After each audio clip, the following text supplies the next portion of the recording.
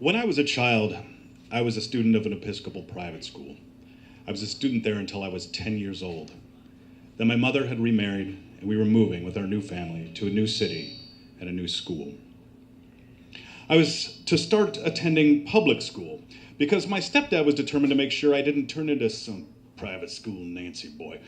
And without being given a chance to discuss this, I was thrust into public school in the 5th grade. It was here that all of my preconceived notions of the world would be thrown out the window.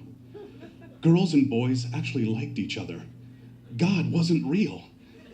And being an adult would actually suck balls.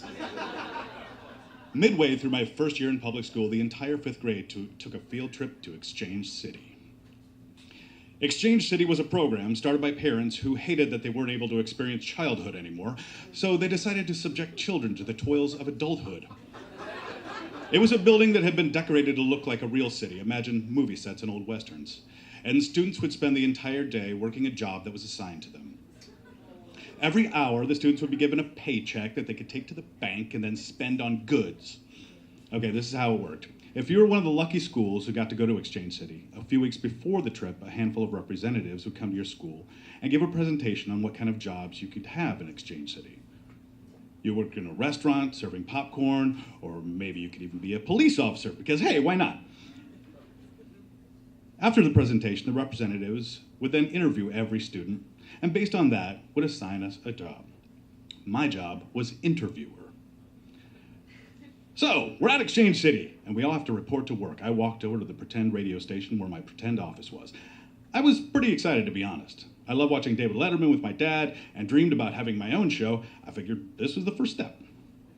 I was gonna walk around with a video camera and interview fellow students about our fancy new big boy jobs. But get this, Exchange City forgot to buy a video camera. So I couldn't do my job. I started to get upset. This was the job I wanted, and I actually got assigned to it.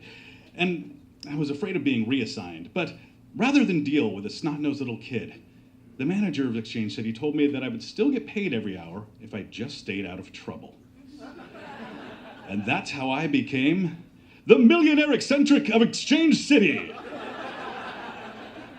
I went to every store in Exchange City and spent money like it wasn't going to be worth anything anymore at the end of the day. I got my hand massaged by some weird 10-year-old. I wasted money at our post office to write letters to my friends bragging about my position. And since I didn't have to go to work, I'd follow the postman around as they did their job so I could watch my friends open their letters. And I did it all with a seemingly bottomless bag of popcorn in my hand. Author's note, this is still exactly what I would do if I won the lottery. But, like anyone else in this situation would, I started to get bored. I became a bored boy. And bored boys go bad. In the middle of Exchange City was a large rug that was patterned to look like a city park. There was a little pond, embroidered duckies, a walking path, even a sign that said, "Keep off the grass." They had a bench on top of the rug, and I would often sit on it and look around the park and the city that I fucking owned. But this time around, instead of walking along the path, I walked in a straight line to the bench and sat down, stepping over the green portions of the carpet in the process. Within seconds, a 10-year-old police officer approached me. "Hey, Connor, you walked on the grass and you can't do that?" "Fucking pig!" "So what? I just want to sit down at the carpet." "Come on, man. I gotta give you a ticket." In retrospect, I could have just paid the ticket and walked away. In retrospect, I could have done a lot of things.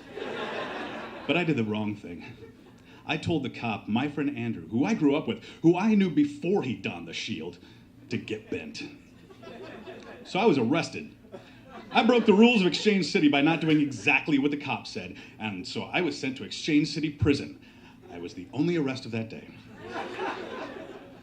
As I sat in my cell, I thought about what led me to this moment, and I started to laugh. A guard noticed me and asked what was so funny. "Do you have any fucking idea who I am? I'm gonna be out of here in no time. My lawyer will be here any minute. I'm gonna be back out there doing what I do. And you know why? I run Exchange City! My lawyer, my friend Ben, showed up, argued my case, and I was back on the streets. Reporters were waiting for me as I walked out of the police station, and I was more than happy to brag about my run with our boys in blue right in front of their office. I had the confidence of Pablo Escobar. I spent the rest of my day shopping, and before long, it was time to go home. My peers didn't seem too interested in talking to me. Maybe they were upset that I gamed the system.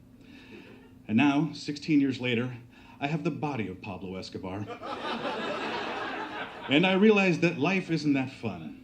No one is going to pay me to stay out of trouble. I never get the jobs I want. Still not hosting the Late Show. God still isn't real. But every now and then, I sit on my patio and take a long drag from my cigarette and fondly recall the time that I was fucking